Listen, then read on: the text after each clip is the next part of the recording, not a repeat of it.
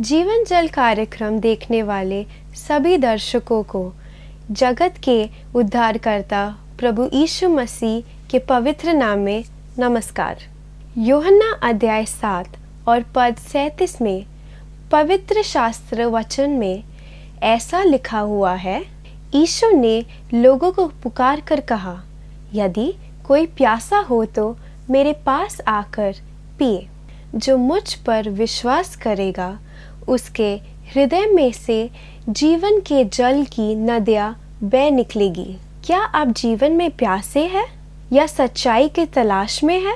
प्रभु यीशु मसीह आपके प्यास को बुझाना चाहते हैं, आपके सवालों का जवाब देना चाहते हैं। कैसे हैं आप? एक बार फिर परमेश्वर की बड़ी अजीम कृपा और दया से हमारी मुलाकात हो रही है।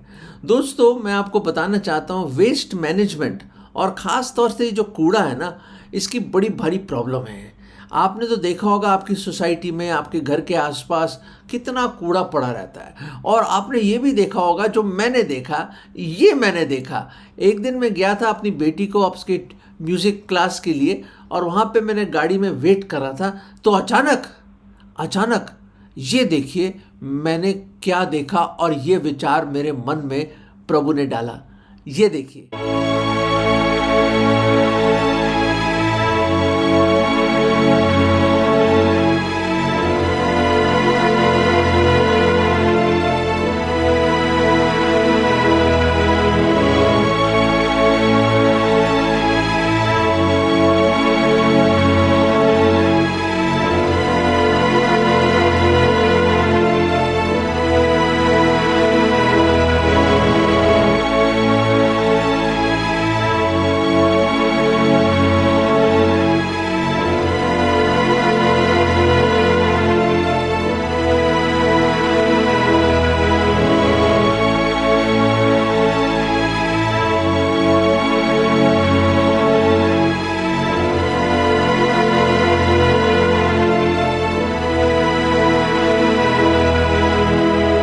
दोस्तों देखा आपने शायद ये नज़ारा, और शायद आपके सोसाइटी में, आपके घर के आसपास या आपके टावर में जहाँ रहते हैं आप, या आपके ऑफिस के आसपास आपने ऐसे लोग देखे होंगे जो आते हैं और दूसरों का कूड़ा उठाते हैं और गंदगी उठा के ले जाते हैं। और इन्हीं की बदौलत हमारे घर, हमारी सड़कें, हमारे जो गलियाँ हैं, और ये बड़े साफ रहते हैं। और ख़ास तौर से हमारे घर में जो कूड़ा और जो गंदगी है उसको हम बाहर निकाल के रख देते हैं या डस्टबिन में डाल देते हैं। ये देखिए, डस्टबिन मैंने आपके लिए ऊपर रखा है इधर। डस्टबिन में डाल के हम ये चाहते हैं कि जल्दी से जल्दी इससे दूर हो जाए, हमारे घर से निकल जाए वो बदबू और वो सारी गंदगी, हम बाहर निकाल दें। किचन का सामान, इसका सामान, उसका सामान, जो भी गंदगी, जो भी वेस्ट है, जो गार्बेज है, हाँ जी, जो कूड़ा है, हम उसको निकाल के फेंकना चाहते हैं दोस्तों बाहर। और मेरा पूरा यकीन है ये पूरी दुनिया में ऐसी है दोस्तों। आप एक छोटी सी कुटिया में क्यों ना रहें, या राजमहल में क्यों ना रहें, आप अमेरिका में हो, रशिया में हो, ऑस्ट्रेलिया में हो, बड़े बड़े ग्रेट कंट्रीज में हो, या आप जहाँ भी दुनिया के किसी भी कोने में क्यों ना हो, या किसी जंगल में क्यों ना रह रहे हो, फिर भी आपका जो कूड़ा है, जो गार्बेज है, वो आप नहीं चाहेंगे उस गार्बेज को ले आप और उसको अपने मेंटल पीस पे या दीवारों पे पेंटिंग बना के रखें। उसको, उस गंदगी को आप उसकी बड़े अच्छे अच्छे चीज़ें बना के उसको आप रखें सामने टेबल पे। ये देखिए, ये मेरा कूड़ा है। कभी आपने देखा है, देखिए सुनिए, कभी देखा है किसी डस्टबिन को आदमी बड़े चमकू के ऊपर रखे, टेबल के ऊपर उसको सजा के रखे, डस्टबिन को जिसमें कूड़ा जाता है। आप भी कहेंगे कैसी बात कर रहे हैं अल्फ्रेड सर।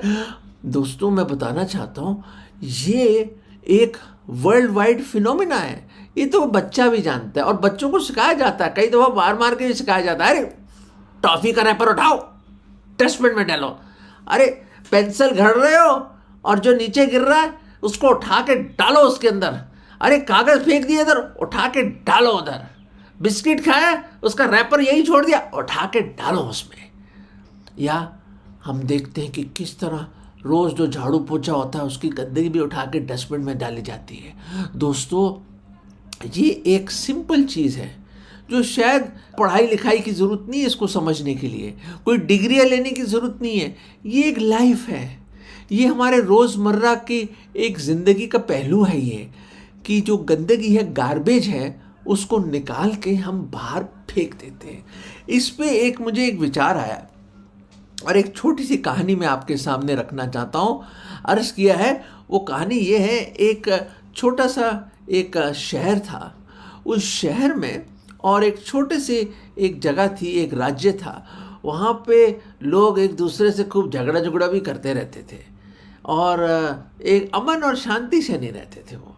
पर वही होता था कि जो क्या लिया, कूड़ा लिया, दूसरे के घर में फेंक दिया। आपने भी देखा होगा ये। अरे वो कूड़ा लिया और गंदगी ली, दूसरे के घर के गार्डन में डाल दी, या उसके पिछवाड़े में पीछे के जो बैकयार्ड में डाल दिया। हम देखते हैं कई लोग ऐसे ही करते हैं, अपना कूड़ा उठा के दूसरे में डाल देते हैं। हुआ ये कि वहाँ पे एक छोटे से जगह में वहाँ पे एक ही आदमी आया करता था रात को, और रात को वो बूढ़ा आदमी आता था और बड़ा सा उसके पास एक व्हील बैरो टाइप की चीज़ थी, जिसमें वो सामान, सारे लोग अपना कूड़ा बाहर रख देते थे और उठा के ले जाता था वो। किसी ने कभी पूछा नहीं ये कौन इंसान है, ये कहाँ से आता है और कहाँ चला जाता है, और ये कूड़ा कहाँ जाके फेंकता। पर क्या है कि बेचारा झाड़ू वाड़ू लगाता है, साफ सूफ करता है उन गलियों के पास। और वो गलियाँ राजमहल के पास थी, इसलिए बड़ा ज़रूरी था कि वो साफ़ हो वो जगह, क्योंकि राजा साहब को अगर पता चल जाए कि भाई यहाँ कूड़ा पड़ा है, गंदगी पड़ी, तो लोगों को मार पड़ेगी और शायद सज़ा भी हो जाएगी। तो क्या होता था कि वो राजमहल की तरफ से आता था, राजा की तरफ से, और वो सारी जगह बेचारा साफ़ करता। सुबह हो जाती थी और सुबह चला जाता था वो। दिन के वक्त वो शायद अपना कोई काम करता था और रात को आके करता था। लगता है कि बड़ा गरीब सा इंसान है, मुस्कुरा देता है बस, वो जो मर्जी उठाना है उठा लेता है वो, और जो गंदगी उठा लेता है, जैसी चीज़ है उठा लेता है, कभी मना ही नहीं करता वो इंसान। तो क्या हुआ, ऐसे महीने और हफ्ते और महीने और कई साल ऐसे निकल गए, किसी ने कभी पूछा ही नहीं कि ये कौन इंसान है, मिस्ट्री मैन। वो आता है रात को, कूड़ा उठाता है और अपने सामान में रखता है। पुराने ज़माने की बात है, जैसे मैंने बताया, एक व्हील बैरो टाइप की लाता था। कई दफ़ा अपनी घोड़ी का एक छोटा सा टोंगा लाता था और उसमें सामान रख के, एक गंदगी रख के चला जाता था वो। अब वो कहाँ जाता है किसी को पता ही नहीं चलता। पर लोगों को क्या लेना देना मेरे अजीज़ों, हैं? अरे कूड़ा तो साफ़ हो रहा है, गली तो साफ़ हो गई, रास्ता तो साफ़ हो गया, हमारी गंदगी उठा के ले गया। अरे हमारे पास कहाँ टाइम है, हमारे पास कहाँ फुर्सत है कि अपनी गंदगी उठाकर कहीं दूर जाके उसको फेंका जाए और या उसको जलाया जाए। हमारे पास कहाँ फुर्सत है, हम तो बहुत बिजी हैं। तो लोग सोचते हैं अच्छी बात है भैया, और वो भी फ्री सर्विस करता है ना, उसको कोई पैसा देना पड़ता है, ये चुपचाप आके ले जाता है और सालों साल आता है, टाइम पे आके टाइम पे ले जाता है वो। हमें सिर्फ क्या करना है, कूड़ा उसको देना है बस, और वो मुस्कुरा के ले लेता है। जो मतलब ज़्यादा कूड़ा हो या थोड़ा कूड़ा, उसको कोई परवाह नहीं है, और वो उठा के ले जाता। बदबूदार चीज़ें हो, गंदगी चीज़ें हो, उठा के ले जाता है वो। दोस्तों, एक समय की बात है, एक समय की बात है कि वो कूड़े वाला आया नहीं। परेशान हो गए लोग, बड़े परेशान हो गए। और ये लोगों के ढेर लग गए, डस्टबिन ओवरफ्लो होने लग गए, और लोग के कूड़ा वूड़ा उठाने, बदबू हो गई, मक्खियाँ आ गई, सब तरह के गंदगी हो गई, और कोई आ ही नहीं रहा साफ करने के लिए। परेशान हो गए लोग, परेशान हो गए दोस्तों। और उन्होंने कहा राजा साहब के पास जाना पड़ेगा। पुराने वक्तों की बात है ये, राजा साहब के पास जाना पड़ेगा। पहुंच गए राजमहल वो लोग, पूरी कमेटी बना के पहुंच गए वो लोग, रिप्रेजेंटेशन लेके कि कूड़े वाला कहाँ चला गया, मर तो नहीं गया क्या, वो बूढ़ा था वो। लोग कहते मर गया, कोई कहता चला गया, कोई कहता ये हो गया वो हो गया। सब ने र्यूमर्स, अफवाहें फैला दी उसके लिए। आया नहीं कई दिनों से। तो दोस्तों राजमहल के अंदर गए, और वो तो सालों साल से राजा से कौन मिलता है, और उनका फुर्सत कहाँ है राजा का शक्ल देखने के लिए भी। तो जब वहाँ पे गए तो वहाँ पे देखा राजा बैठे हैं वहाँ पे अपने सिंहासन पे, और वो आए झुकते हुए, राजा जी बड़ी परेशानी है राजा जी, वो आपने जो एक कूड़े वाले को लगाया था, आपके आसपास हम रहते हैं, वो आ नहीं रहा, बहुत परेशानी हो गई हमें, तो बहुत गंदगी हो गई, बदबू हो गई, रहना मुश्किल हो गया। थोड़ी देर के बाद वो राजा उतरा, अपना राज जो उसने मुकुट था उठा के साइड में रखा, और वो जब आया, अपनी शॉल उठाई, मलमल की शॉल उतार के वो उनके सामने आया और मुस्कुराया। और जब वो मुस्कुराया मेरे अजीज़ों, जब वो मुस्कुराया, उन्होंने कहा ये मुस्कुराहट तो जानी पहचानी है। तुमको एहसास हो गया जब उसने उनसे बात करी, ये आवाज़ भी जानी पहचानी है। और दोस्तों, उनको यकीन हो गया कि वो जो रात को आया करता था, ये और कोई नहीं, ये राजा खुद था।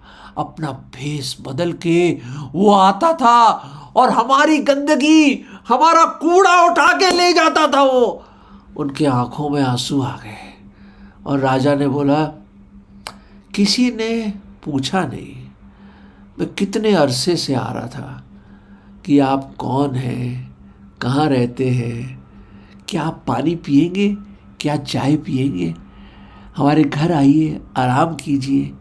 किसी ने ना पूछा। तो मैंने सोचा चलिए कुछ दिन नहीं जाता मैं, मेरी इम्पोर्टेंस तो पता चलेगी इनको, और शायद ये राजमहल में आएंगे कंप्लेन करने के लिए। और दोस्तों, वही हुआ। उनके आंखों में आंसू आ गए सब लोगों के। एक तो बहुत रोने लग गया क्योंकि उसने गालियां भी दी थी उसको, राजा को, उस कूड़ा उठाने वाले को। किसी ने उसको धक्का भी दिया था, बुरा भरा भी बोला लोगों ने। उसने कभी कुछ नहीं कहा, कभी कुछ नहीं कहा उस राजा ने। और दोस्तों, मेरे अजीज़ों, मेरे प्रियजन, मेरे नौजवानों, वो राजा चुपचाप मुंह बंद करके मुस्कुराते हुए सारी चीज़ें उठा के ले जाता था। उनकी गंदगी, उनका गार्बेज उसके पैरों में गिर गए। वो, उसने गिरने नहीं दिया, उनको उठा के हर एक को गले लगाया। और दोस्तों, उन लोगों ने पहचान लिया कि वो राजा था।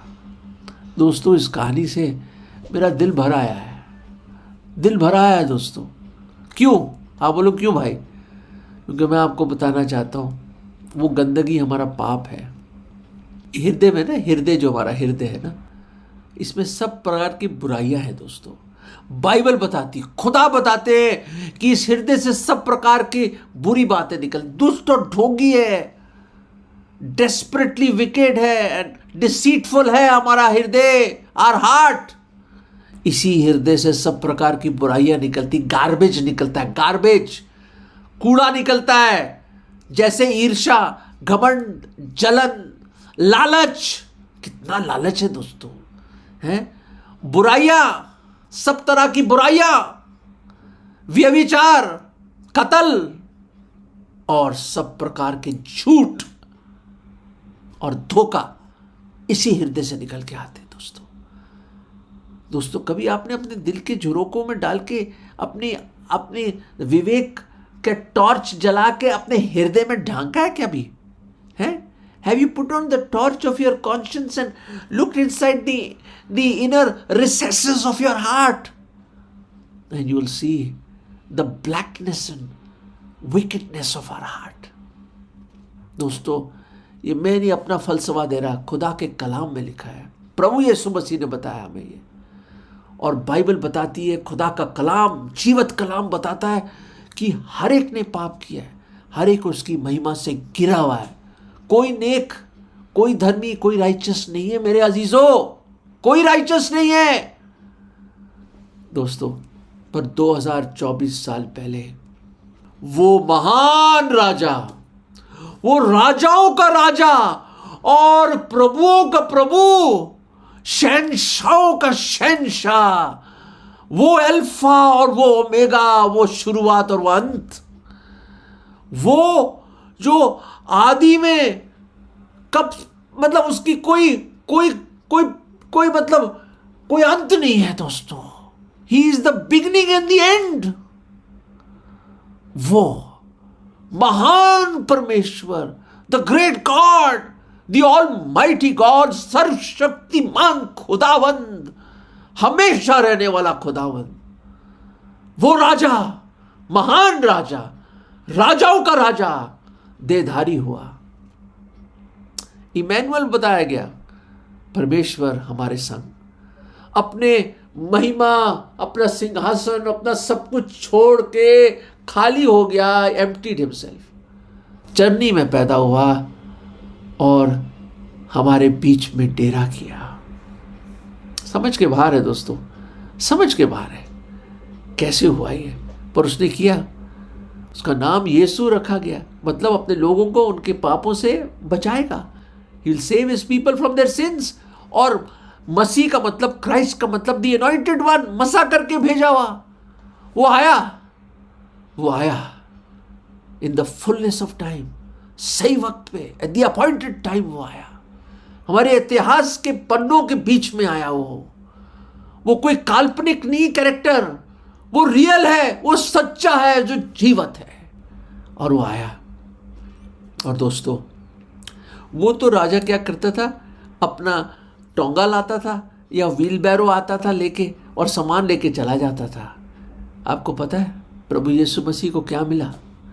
हमारे पापों को, हमारे गार्बेज को, हमारी गंदगी को उठाने के लिए आया वो। हम खोए हुए लोगों को बचाने के लिए आया।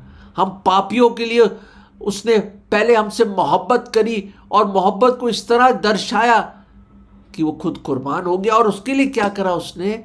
सूली दे दी हमने उसको, और उस सूली पे ही nailed our iniquities and our sins on the cross. दोस्तों, हमारे गुनाहों को वो उठा के ले गया, सलीब पर उसने ठोक दिया। दोस्तों, वो हमारा गार्बेज उठाने के लिए आया, हमारे हृदयों का गार्बेज, हमारे गुनाहों को उठाने के लिए आया, क्योंकि उसमें ना कोई पाप है, ना पाप था, ना कभी पाप उसने किया, ना जाना। वो पाक, पवित्र, थ्राइस होली गॉड हमारे लिए पाप ठहराया गया। हमारी गंदगी, हमारा गार्बेज उसने उठा लिया अपने ऊपर, सलीब पे चढ़ गया और अपनी जान दे दी उसने, अपना बेशकीमत लहू बहा दिया, बेशकीमत लहू बहा दिया दोस्तों। और मैं क्या आपके सामने पढ़ूं बाइबल से? यशाया 53 में पढ़ना चाहता हूं, आइज़ाया चैप्टर 53। बहुत खूबसूरत है। प्लीज आप कहीं मत देखिए इधर, प्लीज इस पे तवज्जो दें। ये खुदा का बेशकीमत अनंत काल से रहने वाला वचन मैं पढ़ रहा हूं, परमेश्वर के अब्दी कलाम से। और ये वचन इस तरह है, 53 यशाया, और मैं पढ़ रहा हूं 4 पद से। निश्चय उसने हमारे रोगों को सह लिया और हमारे ही दुख को उठा लिया, तो भी हमने उसे परमेश्वर का मारा, कूटा और दुर्दशा में पड़ा हुआ समझा। 5वां पद, परंतु वो हमारे ही अपराधों के कारण घायल हुआ और हमारे अधर्म के कामों के कारण कुचला गया। हमारी शांति के लिए उस पर ताड़ना पड़ी और उसके कोड़े खाने से हम लोग चंगे हो जाएं। हम तो सब के सब भेड़ों के समान भटक गए थे,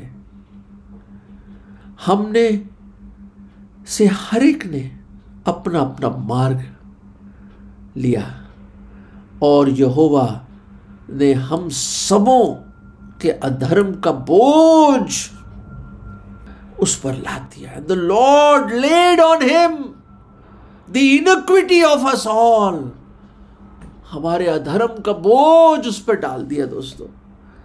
और यूहन्ना के पहले अध्याय में यूं लिखा है मेरे अजीजों, यूहन्ना के पहले अध्याय में जब यूहन्ना बपतिस्मा देने वाले ने जब खुदावंद यीशु मसीह को देखा अपने पास आते हुए, और उसने यूं कहा, और इस तरह से उसने लिखा कि behold the lamb of God who takes away the sin of the world. पहला अध्याय वर्ष 29 में लिखा है, जॉन 1:29, और उसमें लिखा है, देखो ये परमेश्वर का मेमना, ये परमेश्वर का मेमना है जो जगत का पाप उठा ले जाता है। जगत का पाप उठा ले जाता है, उठा ले जाता है। दोस्तों, हमारे पापों को उठाने के लिए और हमारे पापों का जो दंड है उसने अपने सर पे ले लिया और खुद चुका दिया। जब अपनी जान दी सलीब पर, वो मारा गया, गाड़ा गया और तीसरे दिन खुदावंद यीशु मसीह जिंदा हुआ। दोस्तों, पहचानो उसको। वो लोग तो पहचान नहीं पाए, उस शहर के लोग। वो कौन आता था उठाने के लिए? दोस्तों, पहचानिए। लोग आज भी उसको नहीं पहचानते कि इतनी बड़ी कुर्बानी दी उस खुदा ने, हमसे मोहब्बत इतनी करी, हम पहचानते नहीं उसको। दोस्तों, आज प्लीज खुदा आपकी आंखों को खोल दे, आपकी आत्मिक आंखों को, और आपके जमीर को झंझोड़ दे और आप उसको पहचाने कि वो महान राजा आया आपको बचाने के लिए। आपके बोझ, पाप के बोझ को उठा के ले गया, आपका गार्बेज उठा के ले गया, आपका गार्बेज उठा के ले गया, आपका कूड़ा उठा के ले गया, आपके गुनाहों को उठा के ले गया। दोस्तों, पहचानिए उसको, आ जाओ उसके पास, उसके चरणों में गिर जाओ उन लोगों की तरह, आंसू बहा दीजिए अपने गुनाहों के, तौबा कर लीजिए दोस्तों, तौबा कर लीजिए।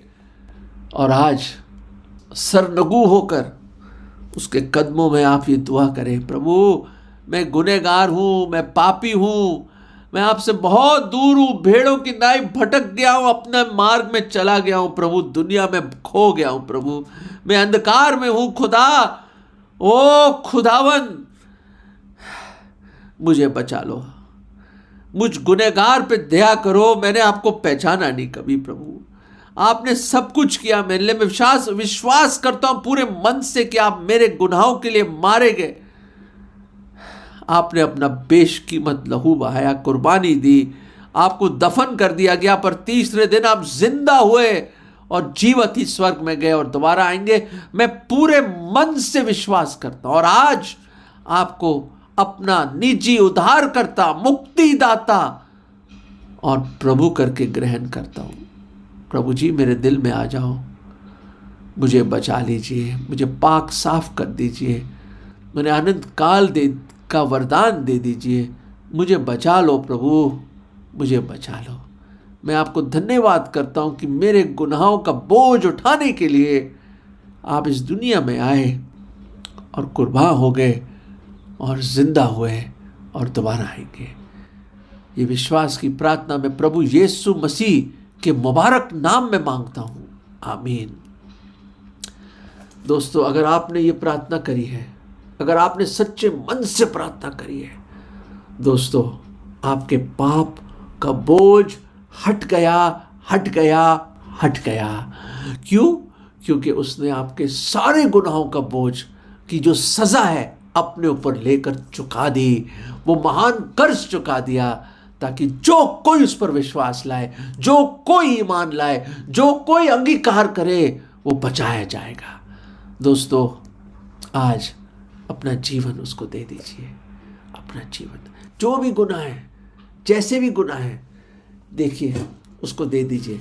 जैसे ये डस्टबिन का मुंह हमेशा खुला रहता है, जो डालना डाल दो। आज परमेश्वर कहता है, अपना जीवन मुझे सौंप दो, अपना जीवन मुझे दे दीजिए। दोस्तों, क्यों ये बोझ, ये गंदगी, ये गार्बेज लेके बैठे हैं आप? दे दो, छोड़ दीजिए, ग्रहण कर लीजिए, आज़ाद हो जाइए और उसकी संतान बन जाइए। प्रभु आपको बहुत आशीष दे। God bless you. अगर परमेश्वर ने इन वचनों के द्वारा आपसे बात किया है और आप इस विषय पर अधिक जानकारी प्राप्त करना चाहते हो या किसी प्रार्थना के विषय को बांटना चाहते हो, निस्संदेह हमसे संपर्क करें। हमारा पता Jeevan Jal Navbhavna building 422 SVS road, post box number 19161, Prabha Devi, Mumbai 400025। प्रार्थना एवं मुफ्त बाइबल कॉरेस्पॉन्डेंस के लिए हमें संपर्क करें। अपना नाम और पूरा पता तुरंत SMS करें। Mobile number 7710065115। Email ID gospelbroadcast www.lwjivan@yahoo.com, web address www.lwgb.org, YouTube जीवन जल TV @YouTube।